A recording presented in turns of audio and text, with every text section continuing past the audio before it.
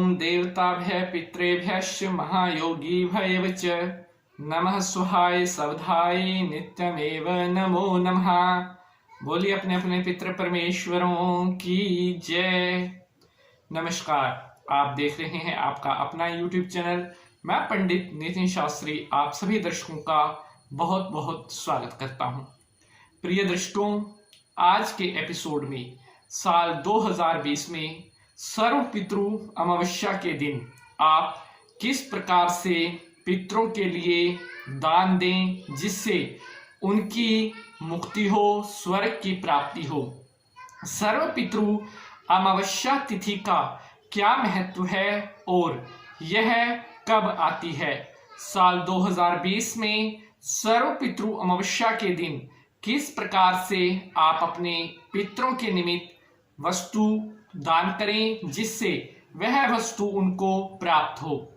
यह सारी जानकारी आज के इस एपिसोड में आप सभी भक्तों को मिलेगी। प्रिय भक्तों, अगर आपने अभी तक हमारे चैनल को सब्सक्राइब नहीं किया है तो धर्म कर्म और हिंदू शास्त्र से जुड़ने के लिए अभी पंडित नितिन शास्त्री चैनल को सब्सक्राइब करने के बाद घंटी का निशान जरूर दबा लें जिससे आपको आने वाली हर वीडियो के बारे में सबसे पहले पता चल सके, क्योंकि जैसी जानकारी यहाँ ऐसी जानकारी और कहाँ। तो चलिए पितृ देवताओं को नमन कर शुरू करते हैं आज का यह एपिसोड। ओम पितृदेवाय नमो नमः। पितरों का आशीर्वाद जिस मनुष्य के ऊपर बना रहता है उसको जीवन में कभी भी कष्ट का सामना नहीं करना पड़ता। दूध और पूत का सुख देने वाले पितृ देवता होते हैं। पितरों की रुष्ट होने की स्थिति में मनुष्य को बहुत से संकट सहने पड़ सकते हैं, इसलिए कुछ ना कुछ ऐसे उपाय करते रहना चाहिए जिससे पितृदोष शांत हो। लास्ट वीडियो में मैंने आपको बताया भी था कि अगर आपके घर में पितृदोष है तो उसके क्या लक्षण होते हैं। उपाय के वीडियोस भी मैंने अलग से बनाए हुए हैं, वह वीडियोस भी आप चैनल पर जाकर के देख सकते हैं।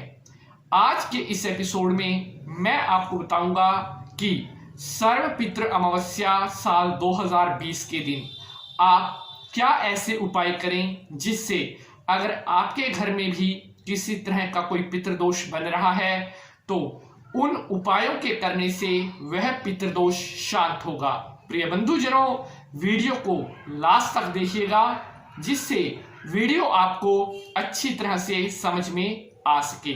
तो चलिए अब शुरू करते हैं आज का यह एपिसोड। प्रिय बंधुजनों, साल 2020 में सर्व पितृ अमावस्या 17 सितंबर 2020 के दिन होगी। जी हाँ, अगर आप किसी ऐसे पितृ का श्राद्ध करना चाहते हैं जिसकी तिथि आपको मालूम नहीं है, या ऐसा कोई आपका पितृ है जिसका आपको नाम नहीं पता है और उसका श्राद्ध आप करना चाहते हैं, तो सर्व पितृ अमावस्या के दिन ज्ञात नाम, अज्ञात नाम और जिसकी तिथि ज्ञात ना हो ऐसे पितरों का श्राद्ध सर्व पितृ अमावस्या के दिन किया जाता है। कहा जाता है कि सर्व पितृ अमावस्या के दिन जो अपने घर पर ब्राह्मण को बुलाकर उसको भोजन करवाता है और उसको वस्त्र और दक्षिणा का दान देता है, उसके पितृ सदा प्रसन्न रहते हैं। ऐसे घरों में कभी भी पितृदोष नहीं होता जो सर्व पितृ अमावस्या के दिन ब्राह्मण भोजन और वस्त्र सहित दक्षिणा ब्राह्मण को दान देते हैं। इसलिए सर्व पितृ अमावस्या के दिन पितरों की कृपा प्राप्त करना बेहद आसान होता है। प्रिय बंधुजनों, सर्व पितृ अमावस्या का जो श्राद्ध होता है इसको बड़ी सावधानी पूर्वक करना चाहिए। शास्त्रों में तो ऐसा भी वर्णित है कि अगर आपने सर्व पितृ अमावस्या के दिन श्राद्ध कर लिया तो साल की जितनी भी अमावस आती हैं उन सभी अमावस में जो ब्राह्मण को भोजन करवाने का पुण्य मिलता है। इतना पुण्य केवल आपको सर्वपित्र अमावस्या के दिन ब्राह्मण को भोजन करवाने से मिल सकता है। प्रिय बंधुजनों, सर्वपित्र अमावस्या साल 2020 में मैंने आपको बताया है कि 17 सितंबर के दिन आ रही है। तो इस दिन सुबह जल्दी उठकर स्नान करने के पश्चात शुद्ध श्वेत रंग के वस्त्र धारण करने के बाद आपने सबसे पहले जो भोजन बनता है उसमें से उस भोजन के 16 ग्रास कर लेने हैं, अर्थात उस भोजन में से, रोटी में से 16 टुकड़े कर लेने हैं और उनको एक लाइन में लगा लेना है। 16 टुकड़ों को, उस 16 टुकड़े के ऊपर थोड़ी सब्जी, थोड़े चावल, थोड़ा मीठा, उन 16 के ऊपर भोजन की उस सामग्री को रख देना है। उसके बाद आपने हाथ में जल लेना है और अपने सभी पितरों का ध्यान करना है, जिनको आप जानते हो या जिनको आप नहीं जानते हो, जो भूले बिसरे हुए हैं उनका भी ध्यान आपने कर लेना है। हाथ में जल लेकर के संकल्प करना है कि हे पितर देवताओं, अगर जाने अनजाने में मेरे द्वारा श्राद्ध के करने में या कोई पितर ऐसा रह गया हो जिसका श्राद्ध की तिथि मुझे ज्ञात ना हो, तो आज अमावस तिथि वाले दिन यह 16 जो ग्रास मैंने भोजन के किए हैं, ये आप सभी के निमित्त दान कर रहा हूं। मेरे द्वारा ये जो 16 ग्रास भोजन के तैयार किए गए हैं, ये मेरे समस्त पितरों को प्राप्त हो। ऐसा कहने के बाद उस जल को उन 16 टुकड़ों के ऊपर से मिनसकर नीचे छोड़ देना है। उसके बाद उन 16 टुकड़ों को आपने गौ माता को खिला देना है। सबसे पहले उन 16 टुकड़ों को खिलाने से पहले गौ माता के चरण धोने हैं। चरण धोने के पश्चात एक एक करके 16 ग्रास गौ माता को खिला देने हैं। इस प्रकार से अगर अमावस तिथि के दिन ये 16 ग्रास का श्राद्ध आप करते हो तो आपके समस्त पितृ देवता प्रसन्न होते हैं। ये तो था कि अमावस के दिन का श्राद्ध किस प्रकार करते हैं। इसके अलावा ये 16 ग्रास का तो गौ माता को आपने खिला दिए, लेकिन ब्राह्मण को भोजन और वस्त्र दान दक्षिणा सहित जरूर देने हैं। उसके बाद प्रिय बंधुजनों, ऐसे लोग जिनके घरों में काफी लंबे समय से पितृदोष बना हुआ है या पितरों से रिलेटेड किसी भी तरह की कोई समस्या बनी हुई है, तो ऐसे में सर्व पितृ अमावस्या से उपयुक्त दिन कुछ भी नहीं हो सकता। अश्विन के महीने में कृष्ण पक्ष को जो अमावस्या तिथि आती है उसे सर्व पितृ अमावस्या तिथि कहा जाता है। प्रिय बंधुजनों, अब बात कर लेते हैं उस उपाय के बारे में जिसको अगर आप सर्व पितृ अमावस्या के दिन करते हैं तो आपके घर में किसी भी तरह का कोई पितृदोष नहीं पनप सकता। प्रिय बंधुजनों, अब जो उपाय मैं आपको बताने जा रहा हूं उन उपायों को बड़े ध्यानपूर्वक सुनिएगा और उन उपायों को अगर आप करते हैं तो आपके घर में किसी भी तरह का कोई पितृदोष नहीं होगा। क्योंकि अगर पितृदोष से रिलेटेड किसी भी तरह की कोई समस्या आपके घर में है तो जब तक आप उसका उपाय नहीं करेंगे तब तक वह समस्या दूर नहीं होगी। और सर्व पितृ अमावस्या से बढ़कर पितरों के लिए उपाय करने का उपयुक्त दिन कोई भी नहीं हो सकता। तो चलिए अब मैं आपको बता रहा हूं कि वे कौन कौन से उपाय हैं जो सर्व पितृ अमावस्या के दिन आप कर सकते हैं। उपाय नंबर 1, प्रिय बंधुजनों, आपने कुम्हार से मिट्टी की बनी हुई एक मटकी लेकर के आनी है।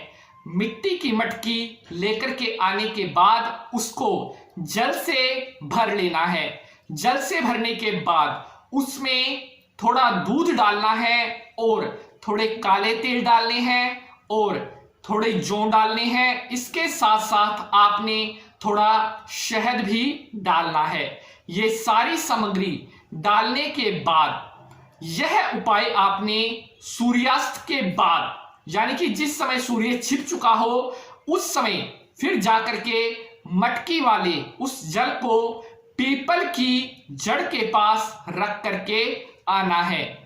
मटकी रखते समय हाथ जोड़ करके प्रार्थना करें कि हे पितृ देवताओं, आज सर्वपितृ अमावस्या के दिन मैं जल से भरी हुई दूध मिश्रित जो जल है मटकी मैं आपके लिए दान कर रहा हूं, यह जल आपको प्राप्त हो और इस जल को ग्रहण करने के बाद आप अपना शुभ आशीर्वाद हमारे परिवार के ऊपर सदा बनाए रखें। तो प्रिय बंधुजनों, अगर आप यह उपाय करते हैं तो इस उपाय का इतना फल है, अगर आपके परिवार में किसी भी तरह का कोई पितृदोष है तो इस उपाय को करने के पश्चात वह पितृदोष अवश्य शांत होगा। अब बात कर लेते हैं अगले उपाय के बारे में। प्रिय बंधुजनों, सर्वपितृ अमावस्या के दिन आपने तेल से बना हुआ एक चौमुखा दिया तैयार करना है, अर्थात 4 मुंह वाला जिसमें 4 बत्तियां लगी हों, ऐसा दिया तैयार करना है और तेल का वह दिया होना चाहिए। यह उपाय भी शाम को सूर्यास्त के पश्चात ही करना है। वह चौमुखा दिया आपने अपने घर की छत के ऊपर दक्षिण दिशा की तरफ आपका मुंह होना चाहिए। दक्षिण दिशा की तरफ मुंह करके वह दिया आपने जलाना है घर की छत के ऊपर रखकर, और फिर हाथ में थोड़े काले तिल लेकर के प्रार्थना करनी है, अपने पितरों का ध्यान करना है कि हे पितृ देवताओं, आपकी शांति के लिए आज सर्वपितृ अमावस्या के दिन यह तेल से बना हुआ दीपक मैं आपके निमित्त जगा रहा हूं और इससे आप प्रसन्न होकर के अपना शुभ आशीर्वाद मुझे प्रदान करना। प्रिय बंधुजनों, अगर आप यह उपाय करते हैं तो यह उपाय भी बहुत कारागार उपाय है, और अगर किसी भी तरह का कोई पितृदोष आपके परिवार में है तो बहुत जल्द आपको उस पितृदोष से छुटकारा मिल जाएगा। प्रिय बंधुजनों, बात कर लेते हैं उपाय नंबर 3 के बारे में। उपाय नंबर 3, सर्वपितृ अमावस्या के दिन आपने एक मिट्टी के कटोरे में दूध भर लेना है। रात को वह दूध अपनी छत पर रख देना है। जी हाँ, जिस समय आप रात्रि का भोजन कर चुके हो और सारा काम आपका रात का समाप्त हो चुका हो, उसके बाद आपने एक मिट्टी के कटोरे में दूध भर करके अपने घर की छत के ऊपर रख देना है और फिर हाथ जोड़ करके पितरों को नमस्कार करते हुए वह दूध का कटोरा रख करके नीचे आ जाएं। यह उपाय पितरों की शांति के लिए विशेष कारागार सिद्ध होता है। आशा करते हैं बताए गए उपाय आप जरूर करेंगे, और अगर आप इन उपायों को करेंगे तो आपको पितृदोष से शांति जरूर मिलेगी। आशा करते हैं आज का यह वीडियो आप सभी भक्तों को बहुत पसंद आएगा। अगर वीडियो अच्छा लगा है तो वीडियो को लाइक शेयर जरूर कर देंगे। अगर आपने अभी तक हमारे चैनल को सब्सक्राइब नहीं किया है तो चैनल को सब्सक्राइब भी जरूर कर लेंगे। आज के लिए बस इतना ही। अगले एपिसोड में किसी नए विषय के साथ और रोचक जानकारी के साथ आपके लिए मुलाकात होगी। तब तक के लिए जय हिंद, वंदे मातरम, जय माता की।